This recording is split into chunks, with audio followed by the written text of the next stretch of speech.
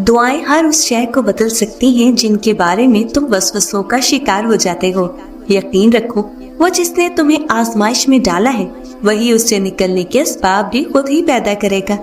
क्यों नामुमकिन का रोना रोते हो, ये जानते हुए भी कि दुआएं उसने बनाई ही नामुमकिन के लिए है। जो मुमकिन होता है वो तो बिना कहे ही मिल जाता है, और जो नामुमकिन होता है उसके लिए हाथ फैलाए जाते हैं, मनाया जाता है अपने रब को, सजदों में मांगा जाता है उसे, और यकीन रखा जाता है कि ऐसा तो कुछ भी नहीं जो मेरे रब के दस्ते कुदरत से बाहर हो। वो हर शय पर कादिर है।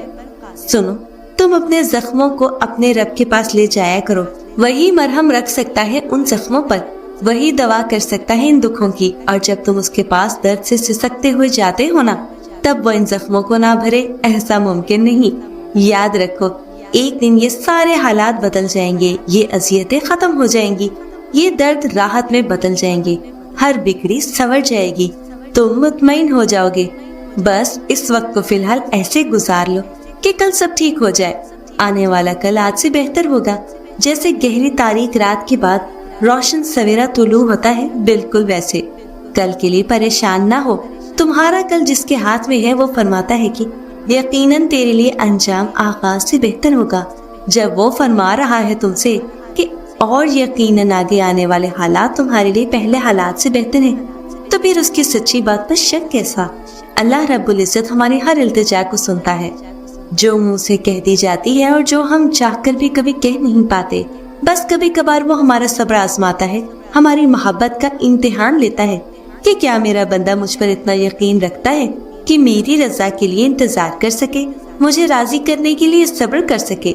फिर जब हम उसकी रजा के लिए अपनी मनपसंद चीज की कुर्बानी देते हैं, तो वो भी फिर उसके सिले में हमें हमारी वही मनपसंद चीज बेहतर बनाकर वापस अदा कर देता है।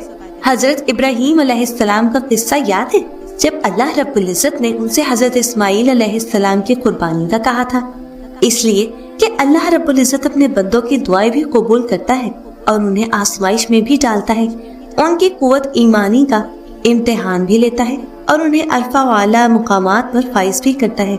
हजरत इब्राहीम अलैहिस्सलाम की दास्तान अजीमत बहुत दिलचस्प और काबिल रश्क है। उनके लिए अल्लाह की राह में बेटे को कुर्बान करने का हुक्म एक बहुत बड़ी आजमाइश थी, लेकिन हजरत इब्राहीम अलैहिस्सलाम इस आजमाइश में भी पूरा उतरे। कैसे? कुरान की जुबानी मुलाहिजा फरमाए, ऐ मेरे परवरदिगार, मुझको नेक बेटा अता फरमा। बस हमने उनको एक बुर्दबार बेटे की बिशारत दी। फिर जब वो इस्माइल अलैहिस्सलाम उनके साथ दौड़ने की उम्र को पहुंचे, फरमाया, ऐ मेरे बेटे, मैं ख्वाब में देखता हूँ कि मैं तुमको ज़िबा कर रहा हूँ, बस तुम भी गौर कर लो कि तुम्हारा क्या ख्याल है। अर्ज किया, ऐ अब्बा जान, जो कुछ आपको हुक्म हुआ कर डालिए, आप इंशाअल्लाह मुझे सब्र करने वालों में पाएंगे। फिर जब दोनों ने अल्लाह का हुक्म मान लिया और इब्राहीम ने उनको माथे के बल लिटाया और हमने उनको निदा दी कि ए इब्राहीम, तुमने अपना ख्वाब सच्चा कर दिखाया, हम नेकोकारों को यूं ही बदला देते हैं। ये एक बड़ी सरी आजमाइश थी। हजरत इब्राहीम अलैहिस्सलाम इस आजमाइश में पूरा उतरे और हमने एक अजीम कुर्बानी को उनका फिदिया बना दिया। याद रखो, दुत्कार देना अल्लाह रब्बुल इज्जत की जात का हिस्सा नहीं है और दुआएं ना अर्श से वापस मोड़ी जाती हैं और ना रद्द की जाती है। बस फिर अगर किसी दुआ का जवाब अब तक नहीं आया तो थोड़ा सब्र रखो, क्योंकि इस दुआ को अल्लाह रब्बुल इज्जत ने बेहतरीन वक्त के लिए अपने पास संभाल कर रखा है और इंशाअल्लाह वो बेहतरीन अंदाज में आपको वो सब अता फरमाएगा जिसकी आप ख्वाहिशमंद है। बस आपका काम है सब उसके हवाले करके यकीन रखना कि उस ज़ाते बारी ताला के घर में देर जरूर है, मगर वो अपने दिल पर आई हुई सताओं को कभी रद्द नहीं करता।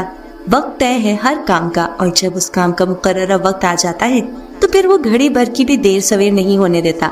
बेशक वो हर चीज पर कादिर है।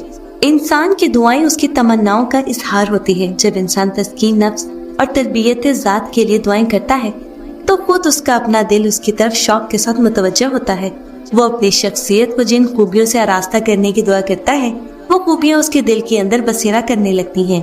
एक शख्स जब शऊर के साथ दुआ करता है कि अल्लाह उसे कंजूसी की सिफ्त से निजात दे, तो उसके दिल में कंजूसी के लिए जगह तंग होने लगती है।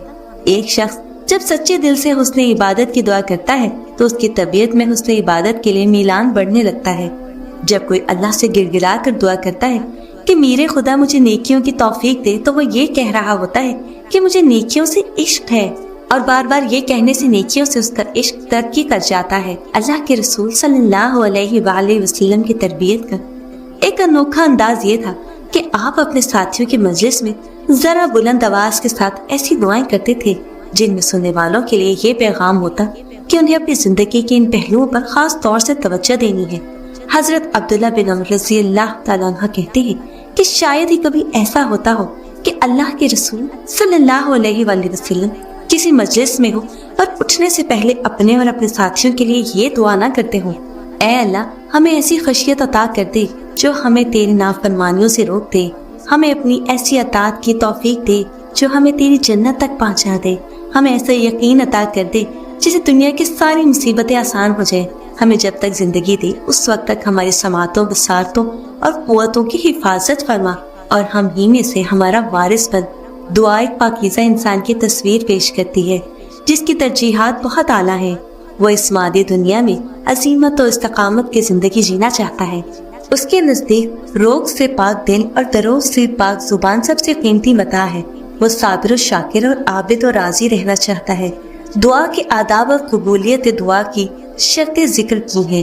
ان دعاؤں پر غور کریں تو دعا قبول ہونے کی ایک شرط یہ بھی سامنے آتی ہے کہ آدمی جس چیز کی دعا کر رہا ہے اس کے حصول کے لیے سنجیدہ کوششیں بھی کرے۔ وہ اپنی دعا کو اپنے دل کی سچی تمنا بنا لے اور اس تمنا کی تکمیل کے لیے جتنے ممکنہ طریقے ہوں سب اختیار کرے۔ ایسا ہوگا تبھی ان دعاؤں کے ثمرات ظاہر ہوں گے۔ تمہارا یہ یقین ہی تمہیں کون سے روشناس کروائے گا کہ میرا رب اندھیروں سے ہی اجالے بناتا ہے۔ تمہاری دعائیں ہی وسیلہ بنیں گی اور تم معجزوں تک پہنچ جاؤ گے۔ اور یہ دیری ہی تو امتحان ہے تمہارا کہ تم اللہ رب العزت کو کب تک مناتے ہو۔ بے شک وہ انہیں بھی دیتا ہے جو اس کے در کا کبھی رخ ہی نہیں کرتے، تو پھر وہ تمہیں خالی ہاتھ کیسے چھوڑے گا جب تم اس کے سامنے گڑ گڑاؤ گے۔ صبر کی اس جنگ کے بعد تم بے بہا نوازے جاؤ گے، اس کی قدرتوں کے جلوے دیکھ کر تم دنگ رہ جاؤ گے۔ اللہ رب العزت سمیٹ لے گا تمہارے سبھی غم اور تم پھر سے مسکراؤ گے۔ وہ غیب سے ایسی مدد بھیجے گا کہ تم مطمئن ہو جاؤ گے۔ وہ یوں مقدر بدلے گا کہ تم حیران رہ جاؤ گے۔ وہ کون فرمائے گا اور تم گرتے گرتے سنبھل جاؤ گے۔ تم کبھی بھی ان فانی رشتوں اور محبتوں کے پیچھے خود کو خوار مت کرو۔ بھیک میں ملی محبت سے لاکھ درجے بہتر ہے کہ عزت و احترام کو ملحوظ خاطر رکھتے ہوئے تم خود ہی اس شخصیت سے دستبردار ہو جاؤ جس کے احساسات و جذبات کبھی تم سے جڑے ہی نہیں تھے۔ محبت تو صرف ایک ہی خالص ہے تمہارے رب کی کہ تم ایک بار اس سے اظہار محبت کرتے ہو اور وہ 70 بار تم سے محبت کا اظہار کرتا ہے۔